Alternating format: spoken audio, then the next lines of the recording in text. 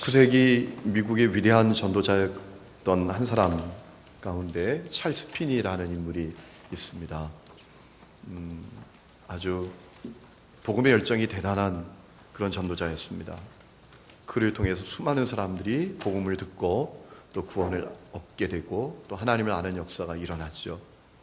그러나 그에게도 때때로 큰 어려움이 있을 때가 있었다고 합니다. 다른 어려움이 아니라 전도 집회를 열고 복음을 전할 때 성령의 역사가 거기 그치고 또 말씀을 전할 때 말씀의 능력이 메마르는 그런 경험을 하게 되는 겁니다. 그때마다 그는 한적한 기도의 자리로 찾아갔다고 해요. 그래서 몇 시간씩 무릎을 꿇고 기도했다는 겁니다. 자기를 향한 사단의 그 도전을 대항하고 기도로 대항하고 또 예수 보혈을 의지해서 정결함을 구하고 그리고 다시 한번 성령의 능력으로 충만하기를 위해서 몇 시간 동안 기도했다고 해요. 그때마다 주님은 틀림없이 그에게 성령의 충만함을 주시고 성령의 능력을 더해 주시고 힘있게 사역하게 됨으로 말미암아 수많은 사람들이 주님께 돌아오게 되었다라는 거죠. 저는 그 글을 읽으면서 그렇구나, 찰스 피니에게도 치열한 영적 전쟁이 있었구나. 그 영적 전쟁에 그가 승리했기 때문에 그렇게 존귀하게 사역했던 거구나 라는 사실을 깨닫게 되었습니다.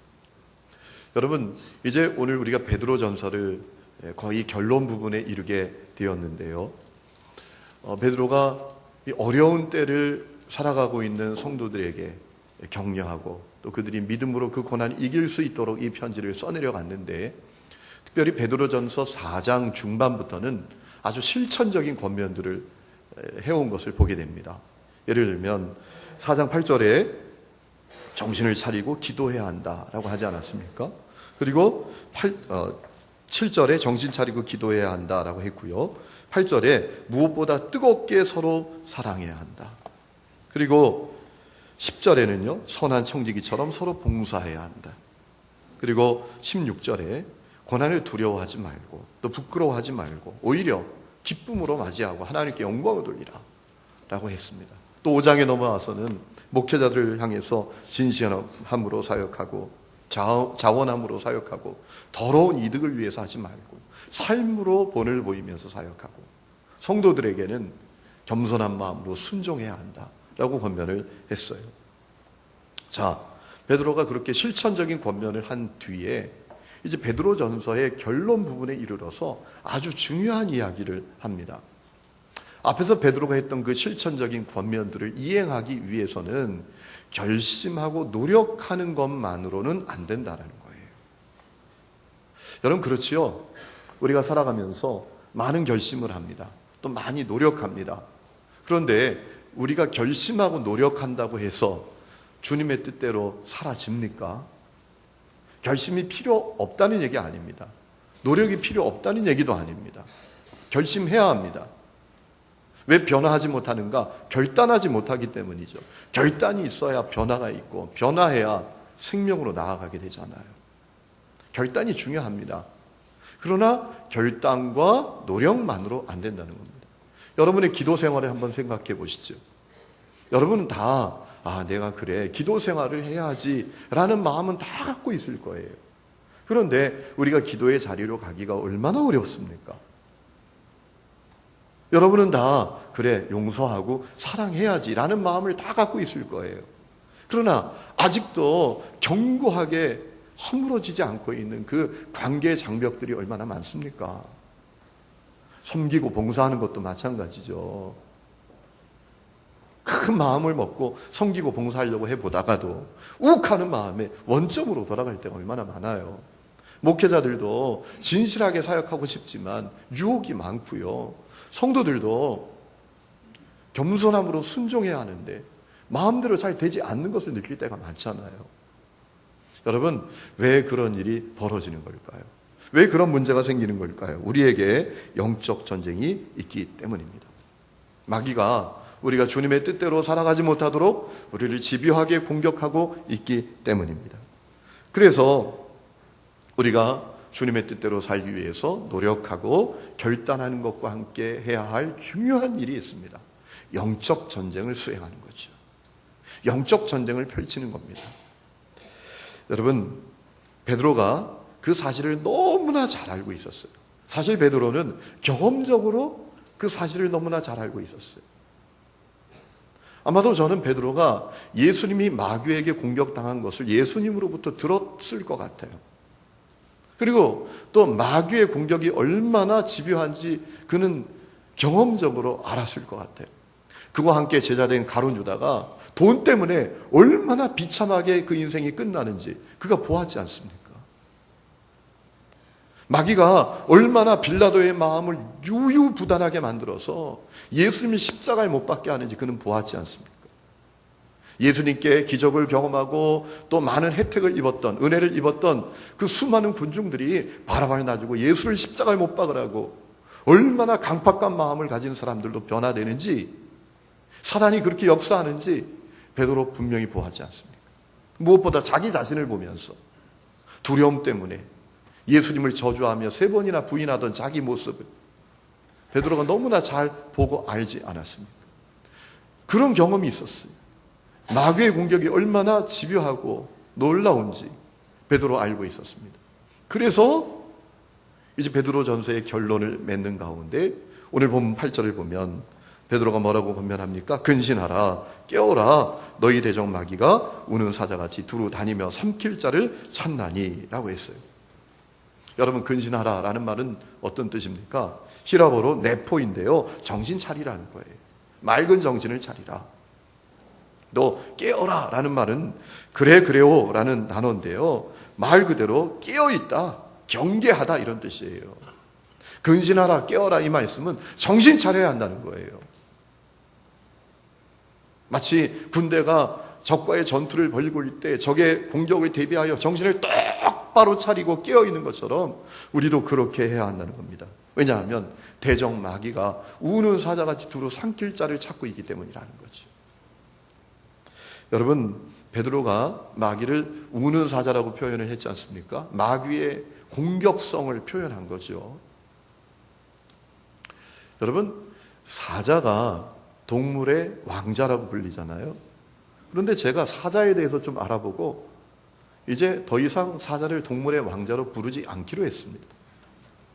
여러분, 사자는 절대로 1대1로 대항하지 않는데요. 1대1로 붙지를 않는데요. 사자는 무리를 지어 다니다가 대열에서 이탈한 동물, 약한 동물, 낙오한 동물, 경계를 소홀히 하고 있는 동물을 뒤에서 공격하여 삼켜버린다는 거예요. 저는 더 이상 사자를 존경하지 않습니다. 마귀 역사가 그와 같다는 거예요. 마귀가 그 사자와 같이 사람들을 공격하고 삼키려고 하고 있다는 거죠.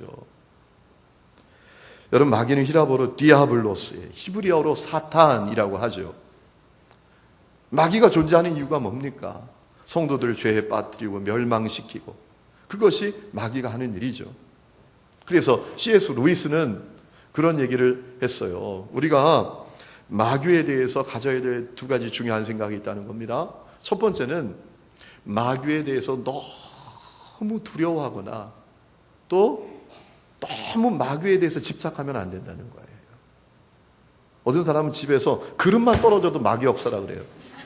그릇만 깨져도 아이고 마귀 역사네. 그러면서 막 두려워하고 또 걱정하고 그런 분들이 있어요. 아니, 무슨 이게 미끄러져서 떨어진 거지. 그걸 또 마귀 역사라 그래요. 그러나 또 반대로 가져야 될 태도가 있습니다. 마귀를 무시하는 것, 마귀에 대해서 무관심한 것, 그것도 절대로 안 된다는 겁니다. 마귀의 관계를 잘 파악하고 마귀의 정체를 잘 파악하고 영적 전쟁을 바로 수행해야 한다라는 거죠. 여러분, 마귀에는 2가지 속성이 있어요. 첫 번째는 두루 다니는 존재입니다. 욥기 1장 7절을 보면 하나님께서 마귀에게 물으시죠. 어디서 왔느냐? 그때 마귀가 뭐라고 대답하죠? 온 땅을 두루 다니다 왔어요 라고 대답합니다.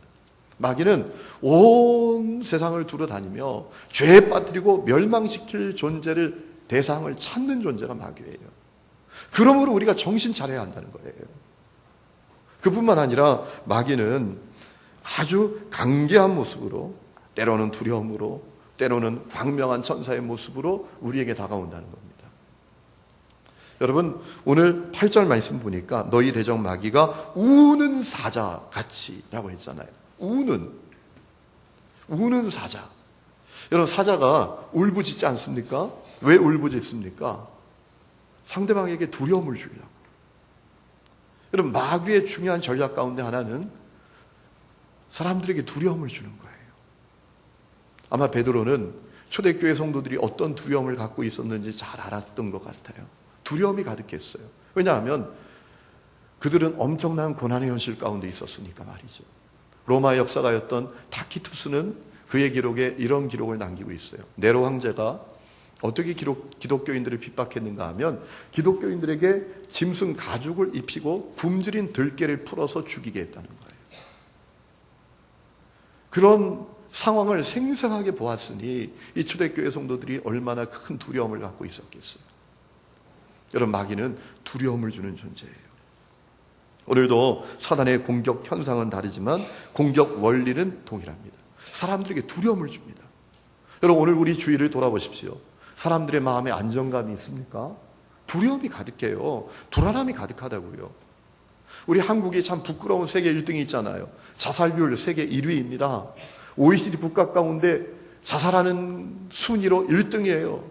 1년에 15,906명이 자살을 했어요. 작년에. 하루에 43명이 자살로 자기의 생애를 끊어냅니다. 그 이유가 뭡니까? 두렵기 때문에. 불안하기 때문에. 미래가 불안하고 경제적으로 불안하고 육체적으로 두렵고 정신적으로 두려움이 가득해서 자기 인생을 끝내는 거예요. 여러분 사단은 두려움을 통해서 공격하기도 하지만 광명한 천사로 가장하여 공격하기도 해요. 고린도후서 11장 14절에 사단이 자기를 광명의 천사로 가장한다라고 하지 않았습니까? 요즘 한창 극성을 부린 이단 가운데 신천지라는 이단이 있어요. 혹시 이 자리에도 누군가 와 계십니까? 자수하여 광명 찾으시기 바랍니다. 이 신천지는요, 밖에서 사람들을 이렇게 뭐랄까 이단을 공격하는 게 아니라 교회에 와서 멀쩡하게 잘 다니는 교인처럼 행세하다가 사람들이 그 신천지 집단으로 빼내가는 것이 신천지잖아요. 지금 강북제일교회라고 엄청난 큰 교회가 있는데요. 그 교회가 큰 어려움에 빠져 있어요. 그 원인이 신천지 때문이기도 하다. 그 물증을 잡았다라는 그런 뉴스가 나오더라고요. 여러분 지난주에 국민일보를 보니까 이 신천지에서 정상교회처럼 가장하고 운영하는 교회가 전국적으로 140개가 넘는데요. 대한예수교 장로회 아무개교회, 기독교 대한감리교회 아무교회, 기독교 대한성결교회 아무개교회 간판은 붙여놓고 사실은 신천지야. 광명한 천사로 가장하고 사람들이 미혹하는 거죠. 여러분 마귀는 두려움으로 또 광명한 천사의 모습으로 사람들을 미혹하고 유혹하고 죄에 빠뜨리고 멸망시킨다는 거예요. 그러므로 우리가 정신 바짝 차리고 있어야 된다는 거죠. 자, 오늘 본문을 보면 베드로는 아주 친절하게 그러면 우리가 어떻게 마귀를 대적하여 승리할 수 있겠는가? 그 중요한 답을 하나 알려줍니다. 오늘 본문 9절에 이렇게 말하죠. 너희는 믿음을 굳건하게 하여 그를 마귀를 대적하라 라고 했어요. 마귀는 대적해야 된다는 겁니다. 마귀는 피해야 할 대상도 아니고 협상해야 될 대상도 아니라는 겁니다. 대적하여 정복하고 승리해야 한다는 겁니다. 여러분 평화는요 2가지 평화가 있습니다. 진짜 평화가 있고 가짜 평화가 있어요. 진짜 평화는 언제 누리게 됩니까? 대적을 정복하고 전투에서 승리해야 누리게 되는 평화죠. 그러나 가짜 평화는 달라요. 가짜 평화는 적의 지배를 받는 가운데 누리게 되는 평화지만 그것은 사실은 평화가 아니죠. 올해 우리나라가 6.25 전쟁이 정전된 지 60주년이 되는 해입니다. 여러분 6.25 전쟁 때 우리 국군을 포함해서 유엔군 16개 국가의 군인들을 포함해서 자그마치 18만 명의 사람들이 전사했어요. 엄청난 희생을 치른 거죠. 그들이 그런 희생을 치르면서까지 지키려고 했던 게 뭡니까? 평화잖아요. 이 땅의 평화. 그래서 우리가 평화를 누리고 있는 거잖아요. 여러분 제가 2002년에 평양에 갔었거든요. 야, 평양 가보니까요, 통일되면 평양 가서 살고 싶다라는 마음이 들어요. 얼마나 환경이 아름다운지. 평양이, 그 평자가 평평할 평자예요. 정말 넓은 평야예요. 산도 별로 보이지 않아. 그리고 그 가운데 대동강이, 엄청난 큰 강이 흘러가는데 옥색이에요, 옥색. 한강물은 비교가 안 돼요. 얼마나 깨끗한지. 오염 하나 안 됐어. 와, 너무너무 멋있더라. 너무너무 겉으로 볼 땐 평화로워. 그런데 사실은 그렇지 않죠. 제가 포함한 조를 안내했던 동무가 하나 있어요. 안내원 동무. 알고 보니까 우리나라 안기부 요원 정도 되는 사람이었더라고요. 마지막 식사를 할 때 참 고마워서 뭐 주고 싶은데 줄 게 없어서 제가 가지고 갔던 만전필을 하나 선물했어요. 그랬더니 그렇게 주변의 눈치를 살피면서 그걸 안 받으려고 그러는 거예요. 아니, 나중에 받으라고 했더니 슬쩍 하더니 탁 하더라고요. 그 만년필을 쓸 때마다, 뭐 새 것도 아니에요. 쓰던 거. 참 좋은 친구였던 것 같아요. 그래서 그걸 쓸 때마다 날 기억해달라고. 그래서 만년필을 주려고 했더니 그걸 그렇게 어렵고 하는 거예요. 왜 그러죠? 다 감시하고 있거든요. 서로. 그러니까 겉으론 평화로워 보여도 평화를 누리지 못해요. 억압과 압제 가운데 있어요. 영적인 면에서도 마찬가지라는 겁니다. 여러분, 사단에게 정복을 당해도 평화를 누리는 것처럼 보일 수 있어요. 그러나 평화가 아니죠. 하늘에 신령한 모든 복을 다 잃어버리고 마귀의 종으로 살아가는 거예요. 그러니 큰 문제 없는 것 같지만 평화는 누리지 못하는 거죠. 진정한 행복과 자유를 누리지 못하는 거죠. 여러분, 마귀를 대적하고 승리해야 되는데 문제는 무작정 대적해서는 안 된다는 거예요. 능력도 없이 대적해서는 안 되는 겁니다. 무장을 하고 대적해야 한다는 겁니다. 그러면 우리가 어떤 능력을 갖춰야 되는가? 오늘 베드로가 중요한 한 가지를 우리에게 알려줍니다. 본문에서. 바울은 에베소 6장을 보면 하나님의 전신갑주를 취하라 라고 하면서 여러 가지를 알려주는데 베드로는 딱 한 가지만 알려줍니다. 그게 핵심이니까. 무엇입니까? 우리의 믿음을 굳건하게 해야 한다는 거예요. 자, 여러분, 오늘 본문 말씀 9절 보십시오. 너희는 믿음을 굳건히 하여 그를 대적하라 라고 했어요. 믿음을 굳건하게 해야 한다는 겁니다. 굳건하게 한다라는 이 표현은 히라보로 스테레오이인데요. 군사적 용어입니다. 확고부동하게, 한치의 흔들림도 없이 우린 믿음을 굳건하게 해야 한다는 거예요. 그리고 마귀를 대적해야 한다는 겁니다. 여러분, 우리가 믿음의 길을 걸으면서 갖춰야 될 두 가지가 있어요. 첫 번째는 내 자아의 죽음이 일어나야 된다는 겁니다. 바울도 내가 그리스도와 함께 십자가에 못 박혔나니 라고 고백했는데 십자가에 못 박힌 그 자신, 바울의 자아가 죽었다는 거 아니에요.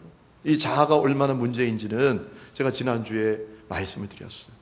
오늘 우리 각 사람에게 또 가정에서, 교회에서, 또 우리의 삶의 현장에서 일어나는 많은 문제들이 너무나 강한 내 자아 때문에 일어나는 경우가 많이 있지요. 자아의 죽음이 일어나야 돼요.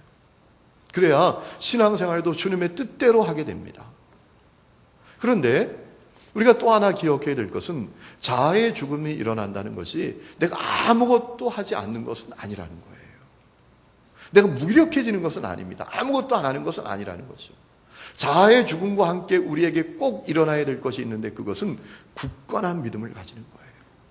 바울도 내가 그리스도와 함께 십자가에 못 박혔나니 이제는 내가 사는 것이 아니라 내 안에 예수께서 사는 것이라 라고 한 다음에 그 다음에 뭐라고 했죠? 갈라디아서 2장 20절에 이렇게 말합니다. 이제 내가 육체 가운데 사는 것은 나를 사랑하사 나를 위하여 자기 자신을 버리신 하나님의 아들을 믿는 믿음 안에서 사는 것이다 라고 했어요.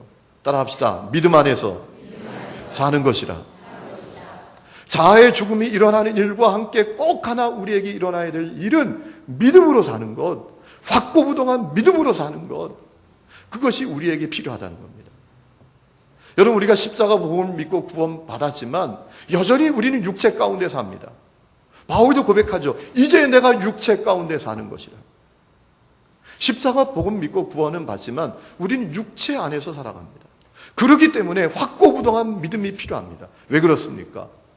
우리 육체 가운데 살아갈 때 우리 속에 육체의 정욕이 끌어오르기 때문입니다. 우리에게 육체의 정욕이 있기 때문입니다. 바울의 고민도 그것이었잖아요. 로마서 7장을 보면 자신은 선을 행하기를 원하는데 자꾸 악을 행하게 됩니다. 자기 안에 두 마음이 싸워요. 그래서 뭐라고 탄식하죠? 오라, 나는 공고한 사람이로다. 이 상황의 몸에서 누가 나를 건져낼까? 그것이 바울의 탄식 아니었습니까? 여러분, 그래서 우리가 주님을 향한 확고부동한 믿음을 갖고 있지 못하면 문제 생깁니다. 죄 가운데 빠지고 멸망에 떨어지고 말아요. 그것이 사단이 노리는 바예요. 그렇기 때문에 바울은 믿음을 굳건히 해야 한다. 믿음을 굳건히 해야 한다. 그리고 마귀를 대적해야 된다. 라고 이야기하는 거예요. 오늘 여러분의 믿음은 굳건하십니까? 우리가 날마다 굳건한 믿음을 붙들어야 돼요. 날마다 확고부동한 믿음을 붙들어야 합니다. 하나님 살아계시고 예수님이 나의 그리스도시고 성령님 내 안에 계시고 어디서나 나와 함께 하시고 세상 끝날까지 동행하시는 것 믿어야 합니다. 확고부동한 믿음이 있어야 됩니다. 기독교 역사를 볼 때 마귀와의 영적 전쟁에서 승리한 사람들은 다 확고부동한 믿음의 사람이었어요. 여러분, 사실 우리에게 믿음만 확실하면 마귀는 우리의 싸움의 상대가 안 됩니다. 우리가 하나님을 분명히 믿으면 죄의 유혹에 넘어갈 수 있겠어요? 마귀가 아무리 우리를 미혹해도 우리에게 얼마든지 어려운 시험이 다가온다고 할지라도 그 시험 앞에 우리가 무너질 수 있겠습니까? 하나님을 분명하게 믿는다면, 하나님을 확실하게 믿는다면 우리가 이기지 못할 고난, 넘어서지 못할 시험, 견디지 못할 고난 뭐가 있겠어요? 다 이길 수 있죠. 마귀가 가장 두려워하는 무기는 우리 안에 있는 하나님을 향한 확고부동한 믿음이에요. 우리에게 믿음만 분명하면 성화 문제 없습니다. 주님과 동행하는 건 문제 없습니다. 죄를 끊어내는 건 문제 없어요. 주님과 동행하고 그분과 친밀한 교제를 누리는 거 다 문제 없습니다. 그런데 왜 우리가 예수를 믿으면서도 죄에 이끌려 살고 죄의 종으로 살고 옛사람을 끊어내지 못하고 끊임없이 성령을 근심시키는 모습으로 살아가는 겁니까? 우리에게 확고부동한 믿음이 없어요. 우리의 믿음이 너무나 희미해요. 사랑하는 성도 여러분, 여러분의 모습을 한번 생각해 봤으면 좋겠어요. 여러분의 믿음은 어떤 모습입니까? 사단이 부담을 가질 만한 믿음이십니까? 아니면 사단이 좀 만만하게 볼 만한 그런 믿음이십니까? 사단이 어찌해 볼 수가 없다고 생각하는 그런 장벽 같은, 거대한 장벽 같은 모습이 여러분의 믿음이십니까? 우리가 점검해 봐야 합니다. 내 안에 정말 분명한 믿음이 있는가 확실히 점검하고 확증해 봐야 합니다. 여러분, 오늘 본문 10절을 보니까 베드로는 자기 안에 있는 믿음을 고백해요. 자, 10절 말씀 보십시다. 베드로가 자기 안에 있는 믿음을 이렇게 고백했어요. 모든 은혜의 하나님 곧 그리스도 안에서 너희를 부르사 자기의 영원한 영광에 들어가게 하신 이가 잠깐 고난을 당한 너희를 친히 온전하게 하시며 굳건하게 하시며 강하게 하시며 터를 견고하게 하시리라. 아멘. 이 짧은 말씀, 한 절 말씀 가운데 적어도 베드로의 세 가지 믿음을 우리가 볼 수 있어요. 첫 번째, 베드로는 제한받지 않는 하나님의 은혜를 믿었어요. 자, 베드로가 하나님을 뭐라고 고백합니까? 모든 은혜의 하나님이라고 했어요. 이 고백은 정말 놀라운 고백이에요. 하나님을 모든 은혜의 하나님이라고 했어요. 다시 말하면 무슨 뜻인가 하면 하나님은 하나님의 자녀들이 처한 모든 상황, 모든 경우, 모든 사건 가운데 함께 하시면서 풍성한 은혜를 주실 수 있는 분이시라는 거예요. 하나님의 은혜는 부족하지 않습니다. 하나님의 은혜는 제한받지 않으십니다. 하나님은 우리가 어떤 상황 가운데 있을지라도, 우리가 어떤 문제를 만났을지라도, 어떤 고난 가운데 처해 있을지라도 우리에게 풍성한 은혜를 주실 수 있는 분이 하나님이신 것을 믿으시기를 축복합니다. 베드로 그걸 믿었어요. 그래서 하나님을 모든 은혜의 하나님이시다 라고 고백했어요. 여러분, 그 믿음이 내 믿음 되면 사단은 우리 싸움 대상이 안 됩니다. 우리에게 어떤 고난도 문제되지 않습니다. 어떤 시험도 문제되지 않습니다. 내 모든 상황, 모든 사건, 모든 삶의 부분 가운데 하나님은 나와 함께 하시고 풍성한 은혜를 주실 수 있다. 이 사실을 믿으면 뭐가 두렵겠어요? 자, 10절에 보면 베드로가 또 이렇게 고백하지요. 하나님을 뭐라고 어떻게 고백하는가 하면 그리스도 안에서 너희를 부르사 자기의 영원한 영광에 들어가게 하신 분이다 라고 고백합니다. 자, 베드로는 이렇게 고백합니다. 자기가 하나님을 찾은 게 아니라 하나님이 자기를 부르셨다는 겁니다. 그런데 조건이 있어요. 그리스도 안에서, 그리스도를 통해서 예수를 십자가에 매달아 피 흘려 죽게 하시고 그 보혈의 공로로 말미암아 베드로를 하나님의 자녀 삼으시고 부르셨다는 거예요. 여러분, 그 사랑은, 그 은혜는 오늘 우리에게도 동일한 은혜인 것을 믿으시기 바랍니다. 베드로는 자기를 향한 하나님의 사랑을 믿었어요. 여러분, 우리가 나를 향한 하나님의 사랑을 믿으면 이기지 못할 시험 뭐가 있겠어요? 영적 전쟁의 승리? 이건 문제 안 됩니다. 우리가 어떤 고난 앞에서 낙심하겠어요? 또 10절에 보면 베드로가 하나님의 인도와 보호와 하나님의 붙드심을 믿었죠. 10절 말씀 보세요. 잠깐 고난을 당한 너희를 친히 온전하게 하시고 굳건하게 하시고 강하게 하시고 터를 견고하게 하실 것이다 라고 했어요. 원문을 보면 여기서 베드로가 비슷비슷하게 사용한 표현이 있죠. 온전하게, 굳건하게, 강하게, 견고하게, 이 표현들이 다 미래형의 표현이에요. 문법적으로. 지금은 잠깐 고난을 당하지만 하나님께서 틀림없이 붙들어 주시고 도와주시고 인도해 주실 거란 말이에요. 할렐루야. 베드로에게 이 믿음이 있었어요. 그러니 영적 전쟁은 해보나 마나야 이게 싸움이에요. 그것을 확신하고 그것에 대한 확실한 믿음을 갖고 마귀를 대적하라고 베드로가 도전하는 거죠. 사랑하는 성도 여러분, 여러분의 믿음은 어떤 믿음이십니까? 여러분도 하나님이 모든 은혜의 하나님이신 것을 믿으십니까? 여러분도 하나님이 독생자의 생명까지 내어주실 정도로 나를 사랑하신다라는 사실을 분명히 믿으세요. 그분이 나를 견고하게 하실 거고 온전하게 하실 거고 굳건하게 하실 것을 믿으십니까? 우리가 그것에 대한 확실한 믿음을 가지고 있으면요, 마귀를 두려워하는 정도는, 마귀를 두렵게 하는 정도가 아니라 세상이 우리를 두려워하는 존재가 될 수 있어요. 초대교회 감독 가운데 폴리캅이라는 감독이 있었어요. 소마나 지역의 감독이었거든요. 그런 사람들에게 존경을 받고 아주 존중의 여김을 받는 그런 인물이었어요. 로마 군인들이 폴리캅을 처형하려고 할 때 너무너무 아까운 거야, 이 폴리캅이라는 인물이. 그래서 그렇게 폴리캅에게 회유했다고 해요. 거짓말이라도 좋으니까 한마디만 해라. 거짓말이라도 우리가 믿어줄 테니까. 예수를 모른다고, 예수 안 믿는다고 한마디만 해라. 그때 폴리캅이 그렇게 대답을 했다고 해요. 폴리캅이 남긴 유명한 말입니다.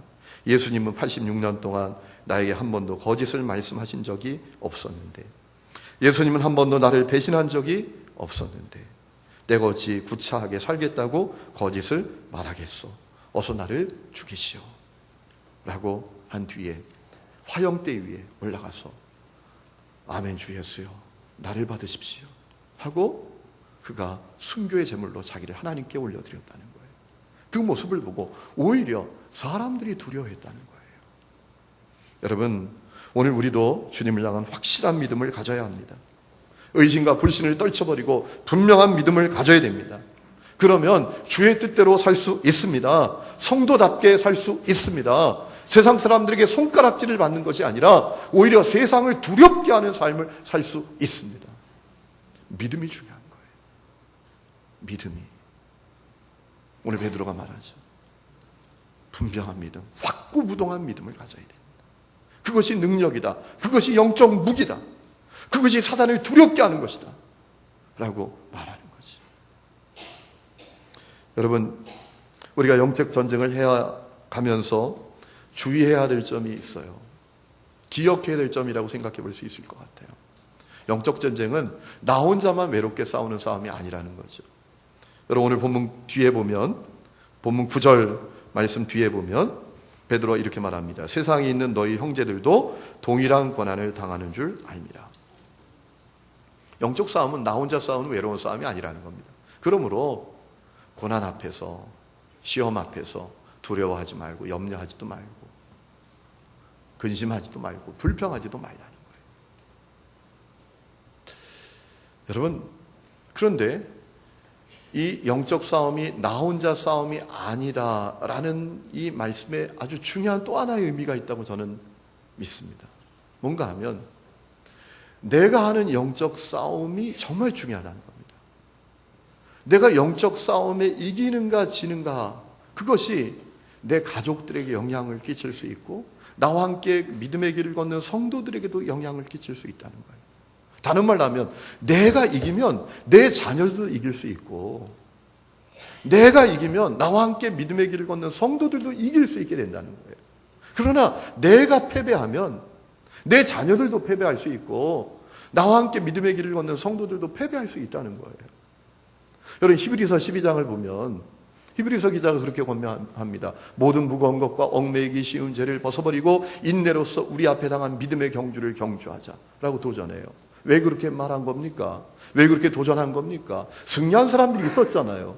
히브리서 11장에 쭉 얘기하지요. 믿음으로 승리한 사람들, 아벨, 에녹, 노아, 아브라함, 이삭, 야곱, 모세, 그들의 이름을 쭉 소개하지 않습니까? 승리한 사람들이 있었으니까 우리도 승리할 수 있으니까 모든 무거운 것과 얽매이기 쉬운 죄를 벗어버리고 믿음의 경주를 경주하자라고 했잖아요. 여러분, 영적 전쟁은 나 혼자만 싸우는 싸움이 아니에요. 우리 가족들, 우리 성도들 다 싸우는 싸움이에요. 그러므로 우리가 책임감을 가져야 됩니다. 내가 영적 전쟁에서 이기면 내 자녀들도 이길 수 있어요. 부모된 여러분이 영적 전쟁에서 이기면 여러분의 자녀도 이기게 됩니다. 속장님이 이기면 속도원들 이기게 됩니다. 장로님들이 이기면 성도들도 이기게 됩니다. 너무나 중요한 거예요. 여러분, 이기시기를 주의 이름으로 축원합니다. 이겨야 합니다. 여러분, 이제 한 가지 말씀드리고 마치려고 해요. 인도에서 50년 이상 사역했던 스탠리 존스라는 선교사님이 계세요. 그분이 정말 놀라운 분이죠. 평생 동안 수백만 명의 사람들에게 복음을 전하고 대통령 수상에게까지 영향을 끼쳤던 그런 분이죠. 그런데 그가 83세 되던 해에 중풍을 맞아요. 그래서 몸을 움직일 수 없게 되었고요. 말도 제대로 할 수 없게 됐어요. 말도 어렵게 하실 수 있게 된 거죠. 그런데 그가 그 상황, 최악의 상황 속에서 책을 써요. 말을 불러주고 책을 쓰게 하는 거예요. 그가 이런 내용을 남깁니다. 내 믿음에는 상처가 많지만 그 상처 아래에 의심은 없다. 주님께서 내 전 존재의 동의와 내 평생의 협조를 받아 나를 붙드셨다. 내가 부르는 노래는 명곡이다.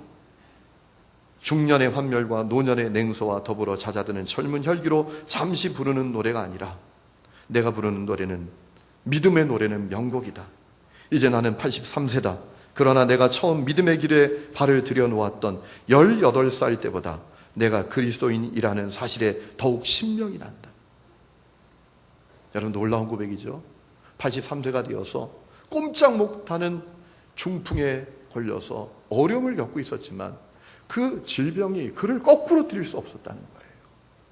그는 18살 때보다 자신이 믿음으로 하나님 앞에 서 있다는 사실이 너무너무 기쁘고 자신을 감격하게 한다는 거예요. 승리한 거죠. 여러분, 우리가 하나님을 향하여 확고부동한 믿음을 갖고 있으면 우리가 이기지 못할 고난 없어요. 이기지 못할 질병도 없고요. 이기지 못할 시험 없습니다. 승리할 수 있어요. 라이베리아 최초로 미국 감리교회 선교사로 파송되었던 멜벨 콕스라는 선교사님이 계십니다. 그가 라이베리아에 간 지 4달 만에 하나님의 부름을 받아요. 그런데 그는 죽기 직전에 그의 일기장에 이렇게 씁니다. 1000명이 죽더라도 아프리카를 포기하지 말게 하소서. 놀라운 고백이죠. 우간다에서 사역했던 알렉산더 맥케이라는 선교사님이 계셔요. 그분이 8명의 선교사와 함께 우간다에 파송될 때 이런 이야기를 남깁니다. 6개월이 지나면 우리 중에 누군가 죽었다는 소식을 들을 것입니다. 그 소식을 들을 때 낙심하지 마십시오. 그리고 다른 누군가를 그 빈자리를 채우도록 즉시 보내주십시오 라고 했다는 거예요. 여러분, 놀라운 믿음이죠. 확고부동한 믿음을 가지면 죽음도 두렵지 않고요, 마귀도 두렵지 않고요, 우리에게 찾아오는 시험도 두렵지 않다는 거예요. 여러분, 확고부동한 믿음이 있으면 승리할 수 있다는 거예요. 오늘 여러분의 믿음을 점검해 보십시오. 오늘 수많은 목회자들이 죄에 떨어지고 있어요. 수많은 성도들이 곁길로 가고 있습니다. 마귀의 종으로 살고 있어요. 왜 그렇죠? 믿음의 문제입니다. 믿음이 희미해졌기 때문입니다. 오늘 베드로가 우리에게 권면합니다. 믿음을 굳건하게 해야 한다. 확고부동한 믿음을 가져야 된다. 한치도 흔들리지 않는 믿음을 가져야 한다. 그러면 마귀는 우리 싸움이 대상이 되지 않는다는 거예요. 여러분이 확고부동한 믿음을 가지고 승리하며 살아갈 수 있기를 주의 이름으로 축원합니다. 우리 이 시간에 찬양 하나 부르고 기도하는 시간을 가지겠는데요, 152장 기뻐하며 승리의 노래 부르리, 이 찬양을 불렀으면 좋겠어요. 우리가 시편에 보면 하나님을 찬양할 때 박수치며 소고치며 춤을 추며 찬양하라고 했잖아요. 우리가 이 승리의 노래인데요, 이 찬양을 우리 힘차게 박수하면서 부르고 기도하는 시간을 갖겠습니다. 기뻐하며 승리의 노래 부르리. 박수하면서 부르겠습니다. 기뻐하며 승리의 노래 부르리. 기뻐하며 승리의 노래 부르리. 그 백성 주가 회복시키시네. 그 사랑으로 억눌렸던 자모아 칭찬과 명성 얻게 하시네. 전심으로 기뻐하리. 전능의 왕 함께 하시네. 기뻐해지며 주께 두 손 들리 춤을 추며 함께 찬양해. 모든 원수를 멸하신 주님 전능의 왕 함께 하시네. 우리 다 함께 일어나서 찬양합니다. 기뻐하며 승리의 노래 부르리. 그 백성 주가 회복시키시네. 그 사랑으로 억눌렸던 자모아 칭찬과 영광성 얻게 하시네. 전심으로 기뻐하리. 전능의 왕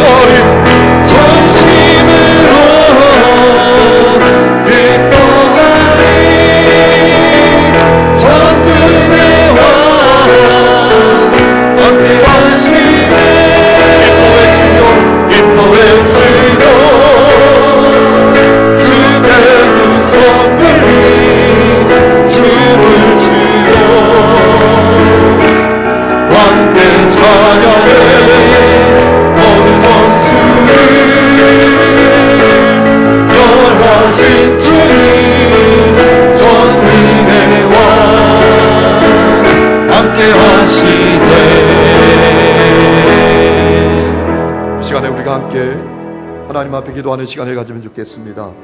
사랑하는 성도 여러분, 여러분의 믿음은 어떤 믿음이십니까? 사단이 너무나 부담스러워하는 믿음이십니까? 사단이 너무나 만만하게 볼 만한 믿음이십니까? 모든 문제는 믿음에서 출발합니다. 우리가 하나님을 향하여 확고부동한 한치의 흔들림도 없는 믿음을 갖고 있으면 이기지 못할 유혹이 뭐가 있겠습니까? 이기지 못할 고난이 뭐가 있겠습니까? 넘어서지 못할 시험이 뭐가 있겠습니까? 우리에게 믿음이 희미하기 때문에 죄에 넘어집니다. 죄의 종으로 살아갑니다. 마귀에게 패배하여 마귀에 이끌려 살아갑니다. 이 시간에 기도했으면 좋겠습니다. 주님, 나에게 믿음을 주십시오. 확고부동한 믿음을 주십시오. 그리고 마귀를 대적하게 해주십시오. 하나님의 은혜는 제한이 없는 것을 내가 믿게 해주십시오. 하나님의 사랑을 믿게 해주십시오. 하나님의 살아계심을 분명히 믿게 해주십시오. 우리 마귀를 대적하며 승리하며 행복하게, 참으로 자유하게 승리하는 믿음의 길을 걷게 해주십시오. 우리가 그렇게 기도하는 시간을 가지면 좋겠습니다.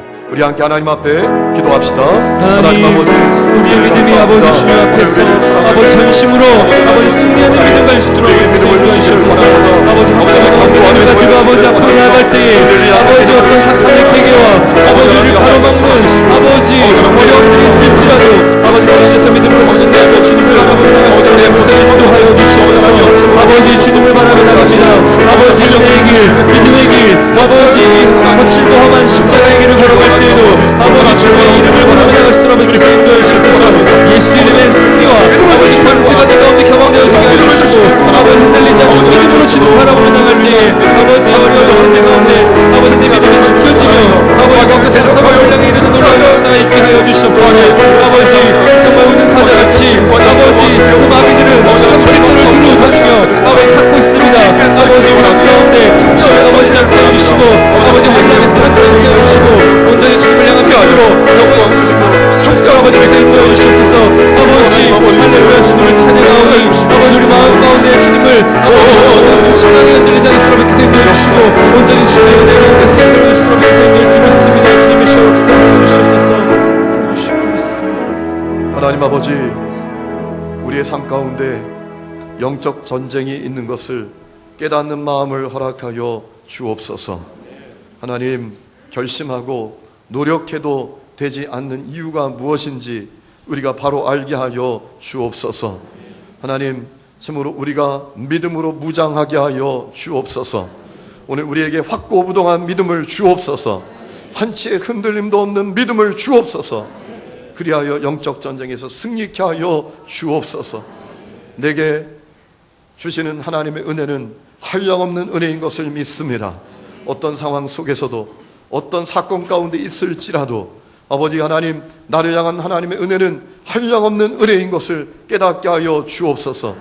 하나님의 은혜는 부족함이 없고 하나님의 은혜는 제한받지 않으시는 것을 깨닫게 하여 주옵소서. 하나님을 신뢰합니다. 하나님을 믿게 하여 주옵소서. 하나님을 분명히 믿기 때문에 아버지 하나님이여 그 믿음이 사단을 두렵게 하고 영적 전쟁의 승리가 되는 역사가 우리 가운데 있게 하여 주옵소서. 예수를 믿지만 그저 두려워하고 염려하고 낙심하고 불평하고 한숨 쉬고 원망하고 살아가는 모습이 아니라 하나님 믿음을 가지고 담대하게 용기 있게 자신감을 갖고 승리하며 살게 하여 주옵소서. 이제는 우리 주 예수 그리스도의 은혜와 하나님 아버지의 크고 놀라운 사랑과 성령의 내주 동행하심이 영적 전쟁의 승리를 원하며 믿음으로 나아가는 사랑하는 모든 성도들과 그 가정과 사업장과 직장과 자녀들과 우리가 사랑하는 이 지역과 도시와 민족과 열방 위에 지금부터 영원토록 함께 계시기를 간절히 축원하옵나이다. 아멘.